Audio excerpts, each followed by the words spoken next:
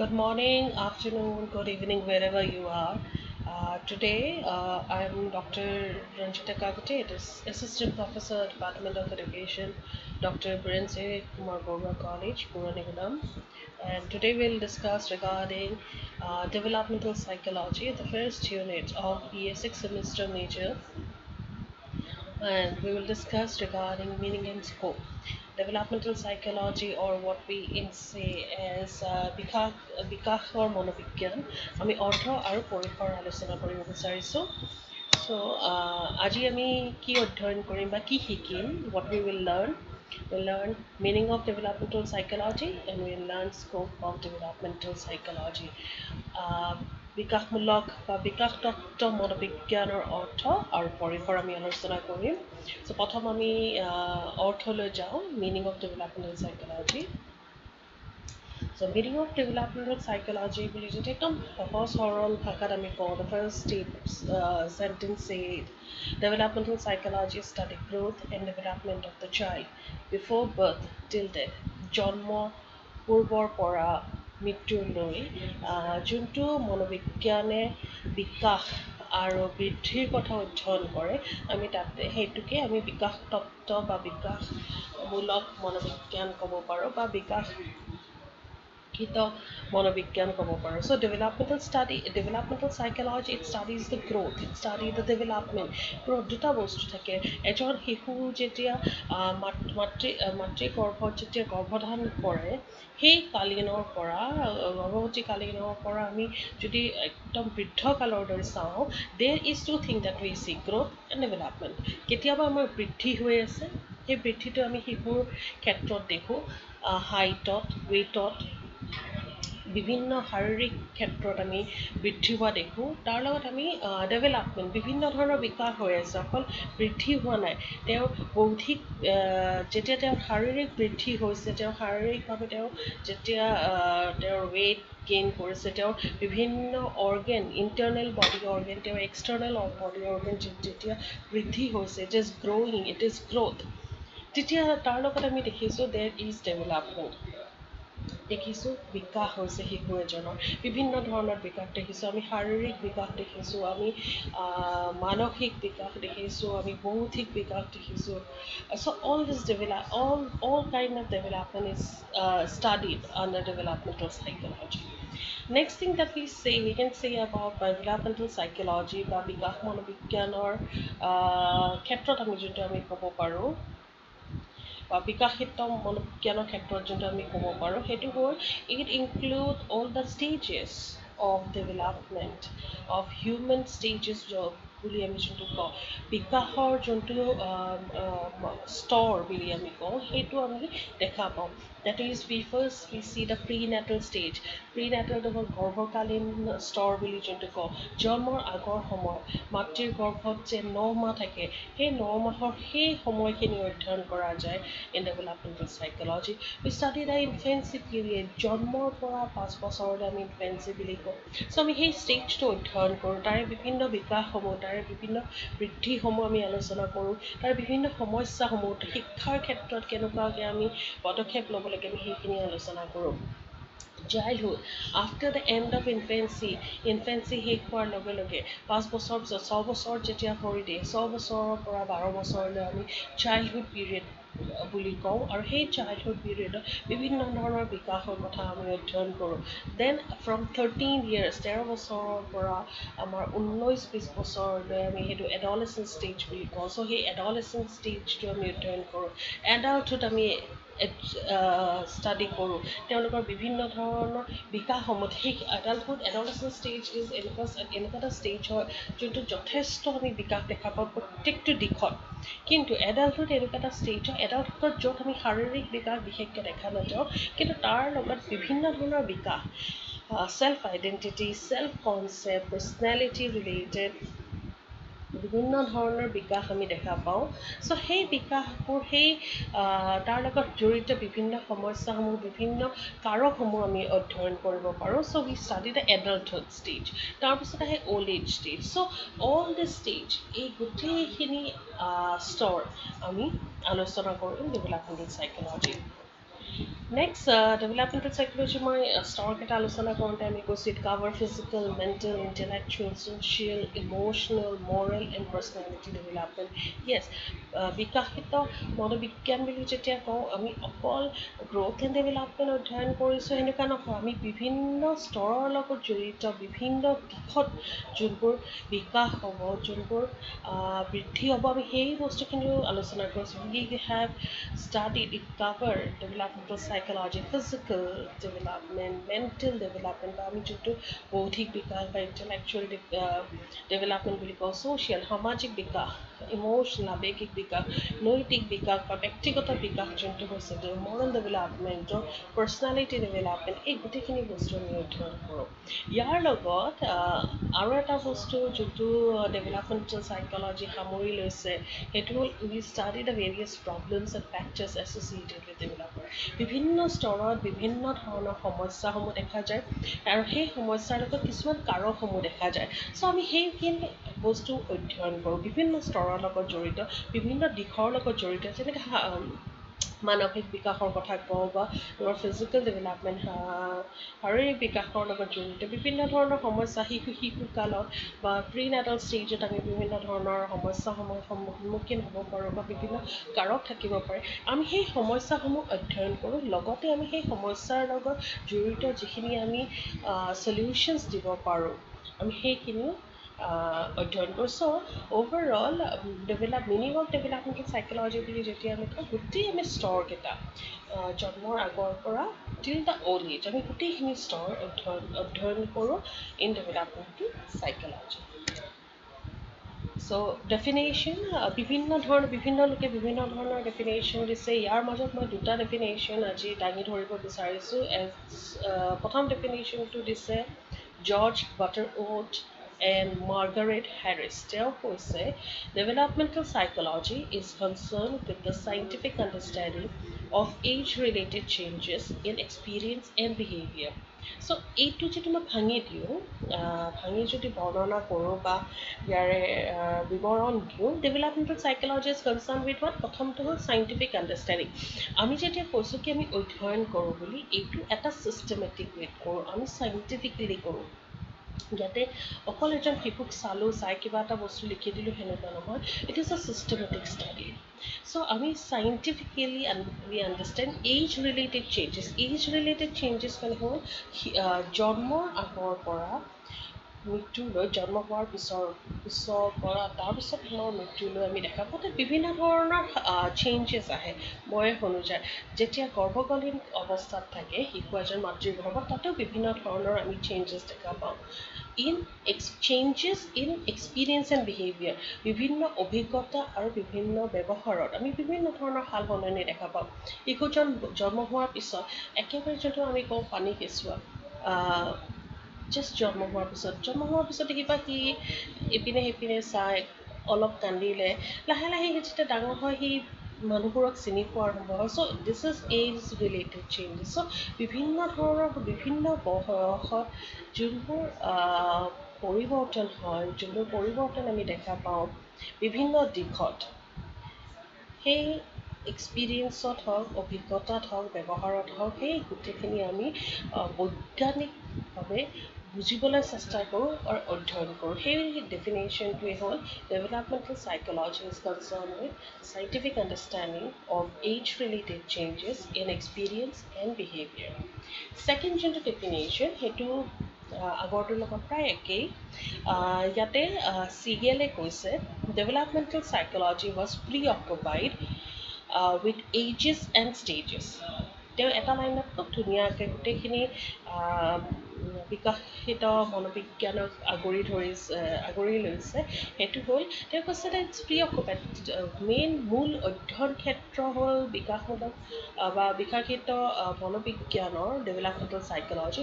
It is occupied with the ages, বয়সৰ লগত জড়িত হৈ আছে। উইথ দ্য ষ্টেজেছ বুলি যেতিয়া আমি কওঁ বা বিভিন্ন স্তৰসমূহ, গৰ্ভকালীন অৱস্থা হওক, প্ৰি নেটাল ষ্টেজ বুলি যোনটো আমি কওঁ, ইনফেঞ্চি ষ্টেজ হওক, childhood period, শিশুকাল, বাল্যকাল, শৈশৱকাল, adolescence. So all these things, developmental psychology is concerned with all these things. So এই দুটা ডেফিনেশ্যন আমি আলোচনা কৰিলোঁ কিন্তু মই ছাত্ৰ ছাত্ৰীক ইয়াতে এটা ক'ব বিচাৰিছোঁ I want to tell my students that please don't occupy it only with this two definition. There are many definition which we can put forward it. But I find this two definition এই দুটা definition মই quote কৰাৰ কাৰণটো হ'ল it has covered the main concept, main theme, মূল অৰ্থ যোনটো কওঁ developmental psychology. So সেইটো কাৰণে মই এই দুটা definition quote কৰিছোঁ. Now here is the last line that I want to say. The father of developmental psychology, সেইজন হ'ল জি ষ্টেনলি হল. জি ষ্টেনলি হলৰ নামটো আমি বিশেষভাৱে আমাৰ ছাত্ৰ ছাত্ৰীসকলে যদি শুনিছে তেওঁ এডলেচেঞ্চৰ লগত শুনিছে কিয়কি তেওঁ হলৰ এটা বিকাশ ষ্টেটমেণ্ট এটা দিয়া আছে. সেই পপুলাৰ ষ্টেটমেণ্টটোৰ ওপৰত বেছ কৰি ষ্টুডেণ্টৰ যথেষ্ট কুৱেশ্যন আহে এইটো এডলেচেঞ্চৰ লগত ৰিলেটেড. কিন্তু ষ্টেনলি হলৰ তেওঁ যিমানখিনি অধ্যয়ন কৰিছে গৱেষণা কৰিছে শিশুৰ লগত জড়িত অত্যন্ত যথেষ্ট তেওঁ গৱেষণা কৰিছে অধ্যয়ন কৰিছে শিশুৰ বিকাশৰ লগত বিভিন্ন বৃদ্ধিৰ লগত শিশুৰ বিভিন্ন স্তৰৰ লগত. সেইটো কাৰণে we consider G. Stanley Hall as father of developmental psychology. So এইখিনিয়ে আছিল আমাৰ মূল বিকাশিত মনোবিজ্ঞানৰ অৰ্থ, the meaning or concept of developmental psychology. So we proceed to the next one.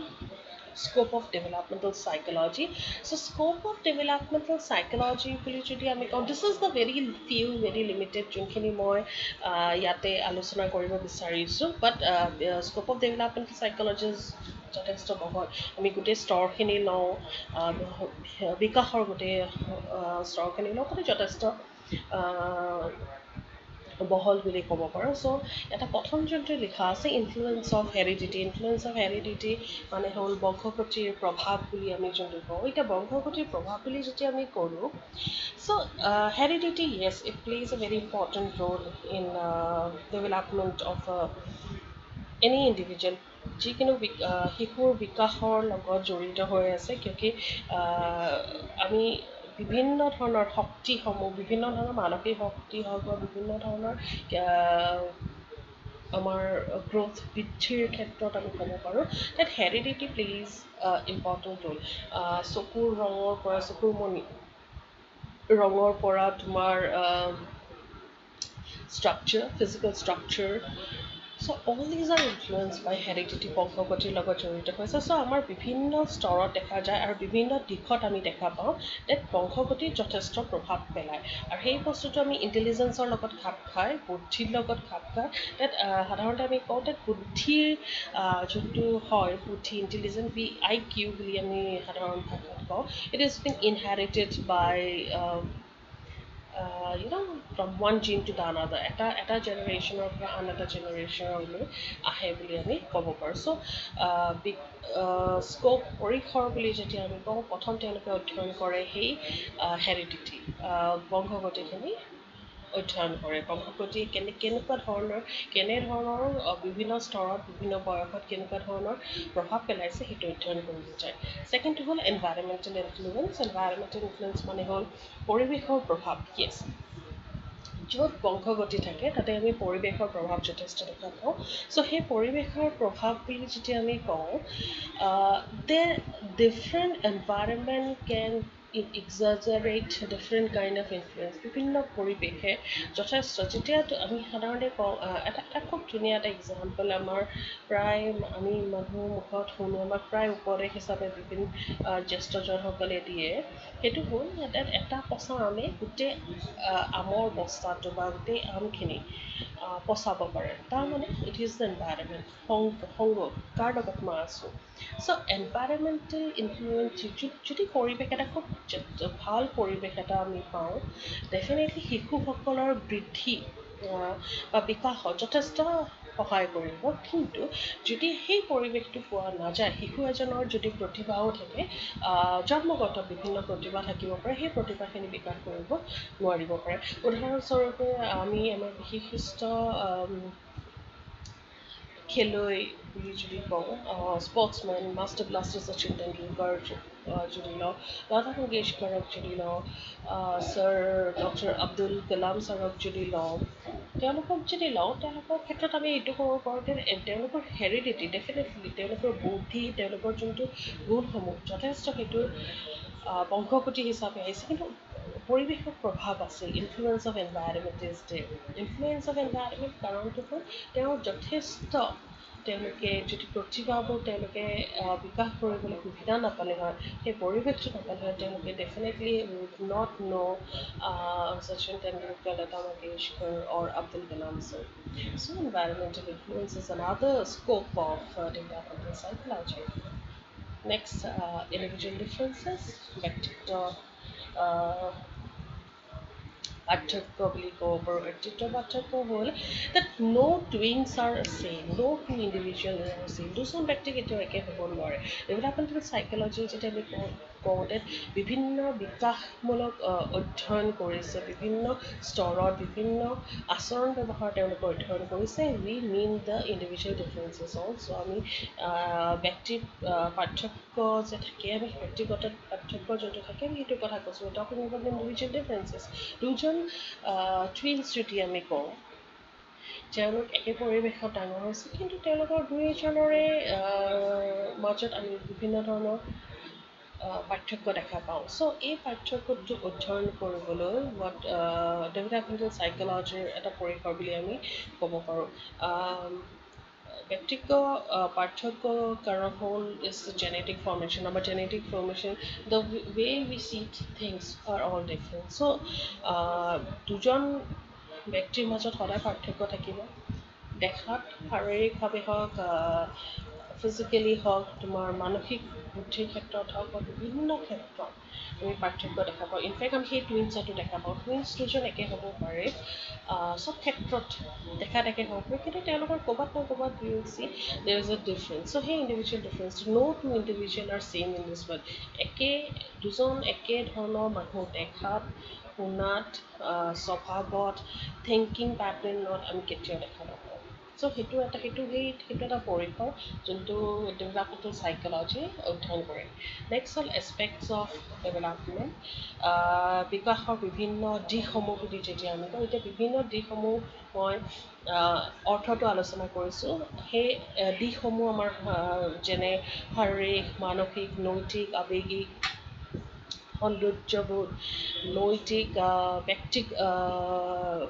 ব্যক্তিগত বিকাশ চ' বিভিন্ন ধৰণৰ এই যে দিশসমূহ আছে সেই গোটেই দিশসমূহ আমাৰ ডেভেলপমেণ্টেল চাইক'লজিয়ে অধ্যয়ন কৰে বিকাশ তত্ত্বক মনোবিজ্ঞানে আলোচনা কৰে বিভিন্ন দিশ শাৰীৰিক বিকাশ আমি দিশ হিচাপে অধ্যয়ন কৰিব শাৰীৰিক বিকাশ শিশুকালত বা জন্মৰ পিছত শাৰীৰিক বিকাশ কেনেকুৱা হৈছে ৱেইট বেছি হৈছে বাঢ়িছে নে হাইট বেছি বাঢ়ে কিয়কি আমি যেতিয়া আমি বিভিন্ন স্তৰসমূহ অধ্যয়ন কৰোঁ তেতিয়া আমি দেখা পাওঁ ডেট শিশু ইনফেঞ্চি পিৰিয়ডত ফিজিকেল ডেভেলপমেণ্ট যথেষ্ট বেছি হয় কিন্তু চাইল্ডহুড পিৰিয়ডত দেখা যায় তাত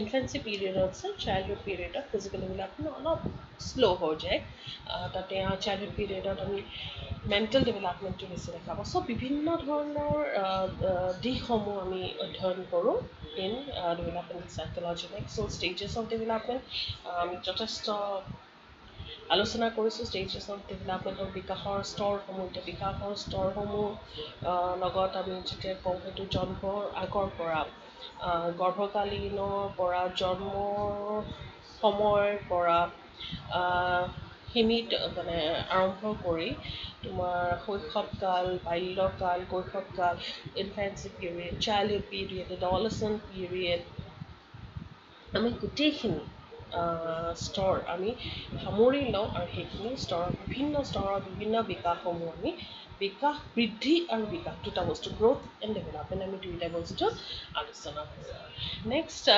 পৰিসৰ বুলি আমি যেতিয়া কওঁ impact of maturation and learning impact of yes পৰিপাকতা আৰু শিক্ষণৰ প্ৰভাৱ বুলি আমি কওঁ yes this two thing have a very important place in developmental psychology যেতিয়া আমি বিকাশৰ কথা অধ্যয়ন কৰোঁ আমি যেতিয়া বিকাশৰ কথা আলোচনা কৰোঁ তাতে এই দুটা বস্তু যথেষ্ট ইম্পৰ্টেণ্ট ডেট য়েছ আমি প্ৰায় কওঁ ডেট শিশু এজনে শিকিছে শিশু এজনে লাৰ্ণ কৰিছে লাৰ্ণ কেনেকৈ কাৰোবাক চাই লাৰ্ণ কৰিছে ইমিডিয়েট কৰা বুলি যোনটো কওঁ বা বুদ্ধি লগাই সি বস্তু এটা আয়ত্ত কৰিছে কিন্তু তাৰ লগত য়েছ বেছিভাগ বস্তু আমি শিকোঁ আমি পৰিৱেশৰ পৰা আনুষ্ঠানিক শিক্ষাৰ পৰা আমি লাৰ্ণ ডিফাৰেণ্ট আনুষ্ঠানিক হওক বা অনানুষ্ঠানিক হওক বা তোমাৰ বিভিন্ন পৰিৱেশৰ পৰা আমি শিকিব পাৰোঁ কিন্তু তাতে এটা মেচুৰেশ্যনৰ এটা ইম্পেক্ট আছে দুইটাৰে আছে মেচুৰেশ্যন নোহোৱাকৈ লাৰ্ণিং পচিবল হয় মেচুৰেশ্যন মানে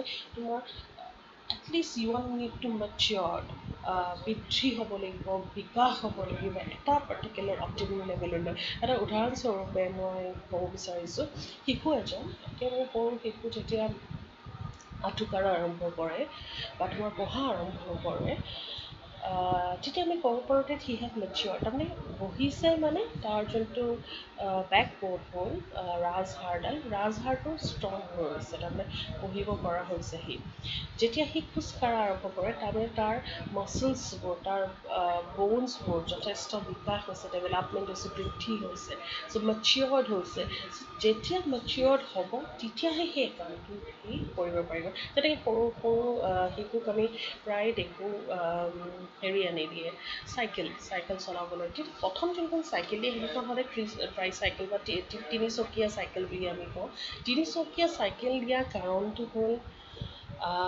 প্ৰথমতে বেলেঞ্চ নাথাকে সি প্ৰথমতে পেডেল মাৰিব নোৱাৰে তাক আমি ঠেলি দিওঁ লাহে লাহে তাক আমি শিকাওঁ তাৰমানে সি লাহে লাহে সেই বস্তুটো সি নিজে ফিজিকেলি মানে মেচিয়ৰ্ড হয় গ্ৰ' কৰে তাৰপিছত সি শিকা আৰম্ভ কৰে চ' এই দুইটা বস্তু যথেষ্ট প্ৰভাৱ পেলায় বিভিন্ন বিকাশৰ স্তৰসমূহত আৰু বিভিন্ন দিশসমূহ বিকাশৰ দিশসমূহত আৰু developmental psychology studies this The next thing is principle of correlation in development বিকাশৰ সম্বন্ধ নীতিসমূহ বুলি যদি আমি কওঁ এতিয়া বিকাশৰ সম্বন্ধ নীতিসমূহ বুলি যদি আমি কওঁ there are different principles of development বিভিন্ন ধৰণৰ নীতিসমূহ আছে আৰু বিভিন্ন বিকাশৰ নীতি আৰু সেই বিকাশৰ নীতিৰ লগত নীতিবোৰ there is a relation যেনেকৈ বিকাশৰ লগত নীতিৰ লগত জড়িত যদি মই ক'ব লাগে এটা হ'ল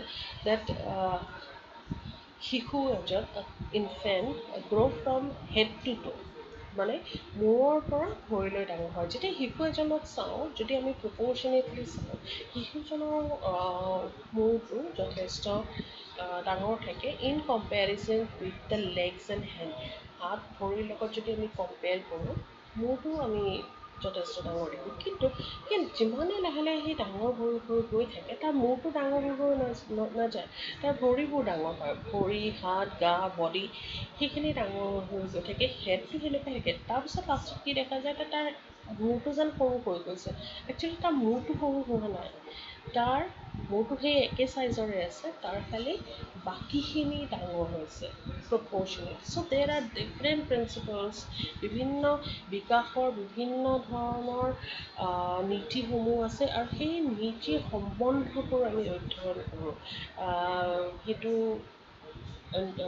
সেইটো বিভিন্ন ধৰণৰ নীতি হ'ব পাৰে আমাৰ যেনেকৈ চেঞ্জেছ ইজ ইম্পৰ্টেণ্ট আমি পৰিৱৰ্তন দেখা পাওঁ ব্যক্তিগত বিকাশ দেখা পাওঁ চ' সেনেকুৱা ধৰণৰ য'ত গ্ৰ'থ আছে তাতে ডেভেলপমেণ্ট আছে আৰু গ্ৰ'থ আৰু ডেভেলপমেণ্ট বুলি যেতিয়া আমি কওঁ বৃদ্ধি আৰু বিকাশৰ কথা বৃদ্ধি আৰু বিকাশৰ দুইটা নীতিৰ ভিতৰত আমি ক'ব পাৰোঁ বৃদ্ধি হ'লেহে বিকাশ হ'ব বিকাশ আগত কেতিয়াও নহয় বৃদ্ধিটো যথেষ্ট আমি we can measure growth measure কৰিব পাৰোঁ যেনেকৈ হাইট কিমান বাঢ়িলে ক'ব পাৰোঁ ডেট 3 ফুট হৈছে 3 feet okay that is increase in height কিন্তু হাইটৰ লগত বিভিন্ন ধৰণৰ বিকাশ কিছুমান হৈছে there kind of some different kind of development has taken place personality ক্ষেত্ৰত হ'ব পাৰে ইণ্টেলেকচুৱেল ডেভেলপমেণ্ট মৰেল ডেভেলপমেণ্টৰ ক্ষেত্ৰত হ'ব পাৰে চ' বিভিন্ন ধৰণৰ ডেভেলপমেণ্ট হৈছে চ' ডেভেলপমেণ্ট গ্ৰ'থ এণ্ড ডেভেলপমেণ্টৰ যোনটো কোৰিলেশ্যন আছে বা সম্বন্ধ আছে